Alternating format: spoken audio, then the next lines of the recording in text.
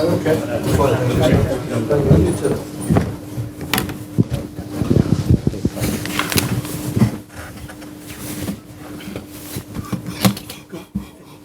ask me to raise a hand. Yeah. Okay. Okay, if you wouldn't mind raising your hands to ask a question. And after we've dealt with today's game, we'll take questions on the previewing the Boxing Day game against Cardiff. Okay, who'd like to start? Any questions? Roy, Joe Bernstein, Mail on Sunday. Not many people in this room would have given you a prayer. Did you actually travel up really thinking you could get something from the game? I travelled up thinking we could give a good performance. Whether getting something from the game was always going to be a tough ask because I have such a strong team and such a strong bench. And of course, as our players were tiring and were going to tire, I was always aware they might just bring on players of the quality that they brought on. But we certainly didn't come up here thinking we had no chance or that this is a game that we need to write off because we haven't got a chance of getting a result. We never thought that for 1 minute.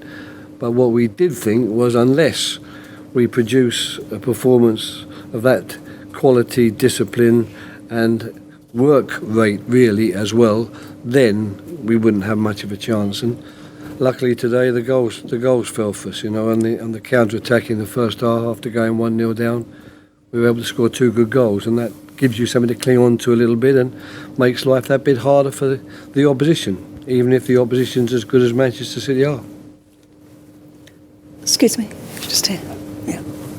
I could probably hear you anyway. I think. Yeah.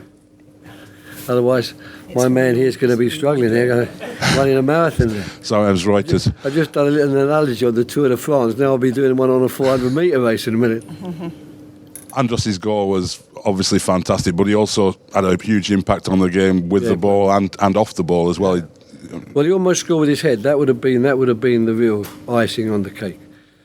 I mean, we got the penalty as a result of it because Mayer was fouled after the ball rebounded from the post. But the real icing on the cake wouldn't have been the volley, because I think Andros has always got one of those in his locker somewhere along the way. But the powerful header, if that had gone in, that would have really made me happy. But his performance in general was excellent, really excellent. But that goes for quite a lot of players. Okay, gentleman there. Nick Katuna from New Shopper. From? New Shopper. Oh, sorry, I don't know that one, sorry.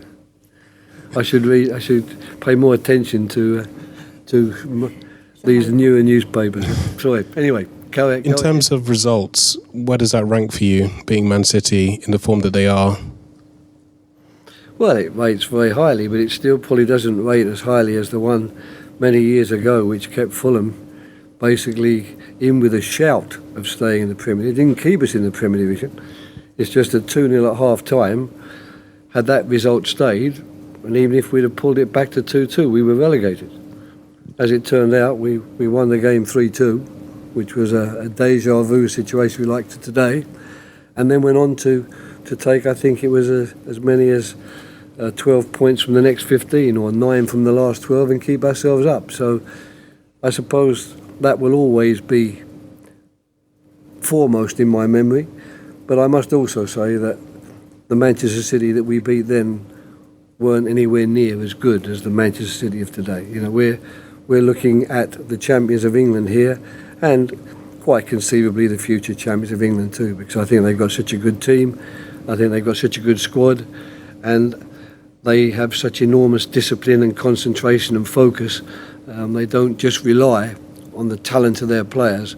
They're organised, they're disciplined, they're focused, they work so hard. When you play them and you're trying to present to your players, right, these are the weaknesses, this is where we can get at them, there aren't many. Okay, this gentleman here. Yeah, if you want, yeah.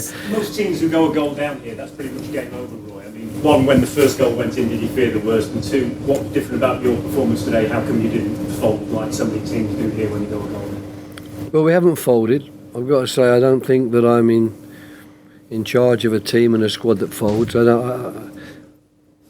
There's been games where you'd hope to see something a bit better, especially in terms of our taking goal chances. But there's not been many times when I've actually been sat here at the press conference where I can honestly say that I would agree with someone who says your team folded, your team didn't work hard enough, your team didn't show the desire to stay in the game. That's not been a problem for us.